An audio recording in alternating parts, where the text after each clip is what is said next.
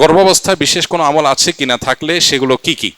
গর্ভাবস্থায় মায়েদের জন্য পালন করবার জন্য পার্টিকুলার কোনো আমলের কথা কোরআন বা হাদিস থেকে আমরা জানি না, যে আলাদা করে গর্ভবতীদের জন্য এরকম দোয়া শেখানো হয়েছে, নামাজ শেখানো হয়েছে, এমন কোনো কিছু আমাদের জানা নাই। তবে এটা অত্যন্ত কঠিন একটা সিচুয়েশন। মা বোনদের জীবনে এই সময়টা এতটাই গুরুত্বপূর্ণ যে একে তো কষ্টকর, দ্বিতীয়ত সামনে একটা বড় ধরনের কষ্ট তার জন্য অপেক্ষা করে। বিশেষ করে গর্ভ খালাসের যে সময়টা আসে, যে সময়কে আল্লাহ তাআলা বলেছেন হামালাতহু উম্মুহু কুরহা ওয়া ওয়াদাআতহু কুরহা, মায়েরা সন্তানদেরকে গর্ভে ধারণ করেন অত্যন্ত কষ্ট করে, আবার সন্তান প্রসব করেন অত্যন্ত কষ্ট করে। তাহলে এক কষ্টে তিনি আছেন, আরেকটা কষ্টের জন্য তিনি অপেক্ষা করছেন। এমতো পরিস্থিতিতে আল্লাহর কাছে সে কষ্ট দূরের, সে কঠিন পরিস্থিতিটা সহজ হওয়ার জন্য তিনি দোয়া করবেন। এটা খুবই স্বাভাবিক বিষয়।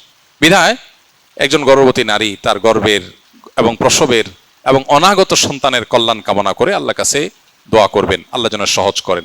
দুরুদ, ইস্তেগফার, দোয়া ইউনুস, এই বিষয়গুলো মানুষের কঠিন পরিস্থিতিকে সহজ করে দেয়। ইয়াজাল জালালি ওয়াল ইকরাম সম্পর্কে তিরমিজির একটা হাদিস আছে, নবী সাল্লাল্লাহু আলাইহি ওয়াসাল্লাম বলেছেন আলিজ্জু বিয়াজাল জালালি ওয়াল ইকরাম, তোমরা ইয়াজাল জালালি ওয়াল ইকরাম এটা বেশি বেশি বলতে থাকো। এর মাধ্যমে মানুষের কষ্ট দূর হয়, পেরেশানি দূর হয়, কঠিন বিষয় সহজ হয়ে যায়। আর দোয়া ইউনুস, লা ইলাহা ইল্লা আনতা সুবহানাক ইন্নী কুনতু মিনাজ জালিমিন, এটা ইউনুস আলাইহিস সালাম আল্লাহর কাছে পেশ করার পর আল্লাহ তাআলা তার কষ্ট দূর করেছেন। আল্লাহ তাআলা বলেছেন ওয়াকাযালিকা নুনজিল মুমিনিন, ঈমানদারদেরকে এইভাবে আমি কষ্ট দূর করব। এই জন্য একজন গর্ভবতী মা তিনি আল্লাহর কাছে দোয়া ইউনুস পড়তে পারেন, দুরুদ পড়তে পারেন, ইস্তেগফার করতে পারেন, ইয়াজাল জালাল ওয়াল ইকরাম পড়তে পারেন, সাধারণভাবে দোয়া করতে পারেন যেন আল্লাহ তাআলা তার কঠিন বিষয়টাকে সহজ করে দেন এবং অনাগত সন্তান যেন নেক হন। ঘরে ঘরে এখন মা বাবাদের অভিযোগ, এমন বাবা মা পাওয়া খুব কঠিন হয়ে যায় যে বাবা মা এই অভিযোগ করেন না যে আমার সন্তান কেমন যেন, এত চেষ্টা করি কিন্তু সে দিনমুখী না, এত চেষ্টা করি কিন্তু সে অনুগত না, আমরা চেষ্টা করি ভালো রাখার কিন্তু সে যেন উল্টা পথে হাঁটছে। কাঙ্ক্ষিত প্রত্যাশিত সেই নেক সন্তান, স্বপ্নের এবং নয়ন জোড়ানো মতো সন্তান এখন হচ্ছে না, খুব কম। দিনদার ফ্যামিলি, প্র্যাকটিসিং ফ্যামিলিগুলো এগুলোর জন্য সাফার করছে, বাকিদের কথা তো অনেক পরের কথা। এই জন্য সন্তান দুনিয়াতে আসার আগে থেকে মা বাবা আল্লাহর কাছে চোখের পানি ফেলে দোয়া করা, কায়মন বাক্যে চাওয়া, সূরা ফুরকানের 74 নম্বর আয়াত রব্বানা হাব লানা মিন আজওয়াজিনা ওয়া যুররিয়্যাতিনা কুররাতা আয়ুন ওয়াজআলনা লিল মুত্তাকিনা ইমামা, বেশি বেশি নিবেদন করা, আর যে আমলগুলো কথা বললাম এগুলো করা, এগুলোর মাধ্যমে সন্তানের ভালো চাওয়া উচিত। দুর্ভাগ্যজনক বাস্তবতা, এখন পৃথিবীতে এমন এক সময় আমরা বসবাস করছি যে সময়টা মানুষ কঠিন সময়ের মধ্যে আছে, আবার আরেকটা কঠিন সময়ের জন্য অপেক্ষা করছে।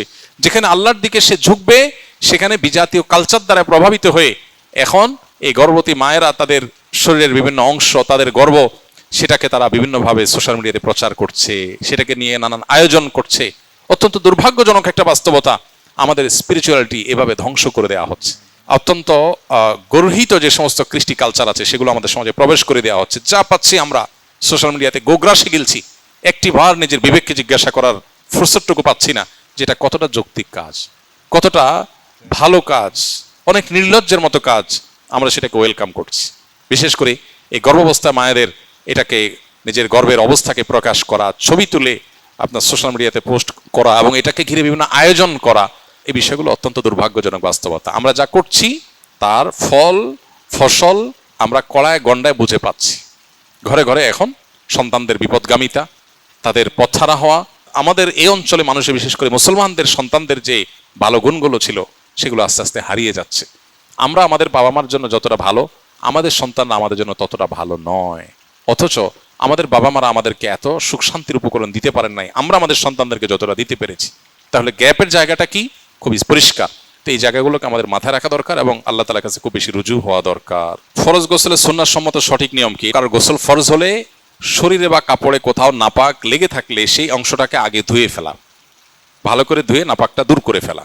লুঙ্গিতে কাপড়ে কোথাও থাকলে যে জায়গা লেগেছে সে জায়গাটাকে ভালো করে ধুয়ে ওই জায়গাটাকে আলাদা করে আগে আলতো করে ধুয়ে ফেলা, কাপড়ে লাগলে কাপড়কে। এরপরে দ্বিতীয় যে কাজ হবে সেটি হলো উত্তম রূপে অজু করা। এখন নাপাক যেটা ধুইতে বলা হলো, এটা যদি কারোর কাছে চিহ্নিত না থাকে তাহলে সেক্ষেত্রে পেরেশানের কোনো কারণ নেই। যদি চিহ্নিত থাকে, চেনা যায় কোন জায়গা নাপাক, তাহলে সেই জায়গাটা ধুয়ে ফেলা। আর যদি হারিয়ে যায়, মিশে যায় অন্য সাধারণ জায়গার সাথে, কাপড়ের সাথে, তাহলে তো কিছু করার নেই। এক্ষেত্রে দ্বিতীয় কাজ হবে হলো অজু করা, উত্তম রূপে অজু করা। অজুর ক্ষেত্রে 2 হাতের কবজি 3 বার ধুয়ে 3 বার কুলি করে নাকে পানি দিয়ে, কুলিতে গড়গড়া করে কুলি করা, এটা ফরজ গোসলের সাথে সংশ্লিষ্ট গুরুত্বপূর্ণ একটা বিষয়। নবী করিম সাল্লাল্লাহু আলাইহি ওয়াসাল্লাম বলেছেন ওয়াবালিগ ফিল ইস্তিনশাক ইল্লা আন তাকুনা সাইমা, তুমি যখন গোসল করবে ফরজ গোসল, তখন তুমি ভালো করে গড়গড়া করে কুলি করবে, নাকে পানি দেওয়াটা ভালো করে নাকে পানি দিতে হবে, কিন্তু যদি রোজাদার হয় তাহলে খুব বেশি গড়গড়া করে কুলি করতে গেলে পানি ভেতরে যেতে পারে, সেজন্য রোজাদারের জন্য এটা নাই। বাকি সাধারণ অবস্থাতে আমরা যে উযু করব ফরজ গোসলের শুরুতে, সেটার শুরুতে আমরা ভালো করে গড়গড়া করে কুলি করে নাকে পানি দিয়ে এরপর 3 বার মুখ ধৌত করে 3 বার কোণ পর্যন্ত হাত ধুয়ে মাথা মাসা করে তারপর মাথা এবং কাঁধে পুরো শরীরে পানি দিয়ে ধৌত করে শেষে বের হয়ে আসার সময় 2 পায়ের গোড়ালি পর্যন্ত এই জায়গাটা ধোয়া বাকি আছে, এটা ধুয়ে টেপে হোক পুকুরে হোক দিয়ে তারপরে আমরা বের হয়ে চলে আসবো। তাতে ওযু এবং গোসল একসাথে হয়ে যাবে। এভাবে সুন্নাহসম্মত ফরজ গোসল বা সুন্নাহসম্মত গোসল আদায় করলে গোসলের সাথে ওযু অটোমেটিক হয়ে যাবে, আলাদা ওযু আর করার প্রয়োজন নাই। হ্যাঁ, গোসল করতে করতে যদি আবার কেউ পেশাব আসে, কারোর পেশাব বেগ হয়, পেশাব করেন অথবা বায়ু ত্যাগ করেন, ওযু ভঙ্গের কোনো কারণ দেখা যায়, তাহলে তাকে আবার শুরু থেকে ওযু করতে হবে। আর যদি সেরকম কিছু দেখা না যায় তাহলে এটাই তার ফরজ গোসলের জন্য যথেষ্ট হবে। একই সাথে গোসলের সুন্নাহ, ফরজ গোসলের সুন্নাহটা আদায় হবে, অর্থাৎ শুধু গোসলের ফরজ আদায় হবে না, পাশাপাশি সুন্নাহসম্মত গোসল হবে।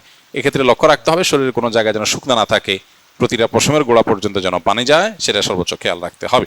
মনের আশা পূরণ হওয়ার কোনো দোয়া আছে কিনা, থাকলে কি আল্লাহ তাআলার কাছে যে বিষয়ে আপনি ভালো কিছু আশা করেন সেটার জন্য আল্লাহ তাআলার কাছে দোয়া করবেন। দোয়া কবুলের জায়গাগুলো জুমার দিন আসরের পর, ভোর রাত তাহাজ্জুদের সময়, 5 ওয়াক্ত নামাজের পর, বৃষ্টির সময়, এই সময়গুলো দোয়া কবুল হয়।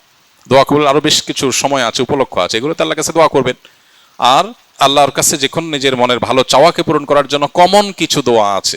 আল্লাহুম্মা ইন্নী আসআলুকা মিনাল খাইরি কুল্লি আজিলিহি ওয়া আজিলিহি, আল্লাহ আপনার কাছে যত ভালো আছে, নগদ ভালো, দূরবর্তী ভালো, দুনিয়ার ভালো, আখিরাতের ভালো, সব রকমের ভালো আপনার কাছে চাই। এই যে সব রকমের ভালো একসাথে চেয়ে ফেললেন। ওয়া আউযু বিকা মিনাশ শাররি কুল্লি আজিলিহি ওয়া আজিলিহি, আল্লাহ আপনার কাছে মন্দ থেকে পানা চাই, দুনিয়ার মন্দ, আখিরাতের মন্দ, নগদ মন্দ, দেরির মন্দ, সবগুলো থেকে পানা চাই। তো এইভাবে আল্লাহ তাআলার কাছে অনেক দোয়া আছে যে দোয়াগুলোর মাধ্যমে আমাদের সমস্ত যাবতীয় কল্যাণ আল্লাহর কাছে আমরা চেয়ে নিতে পারি।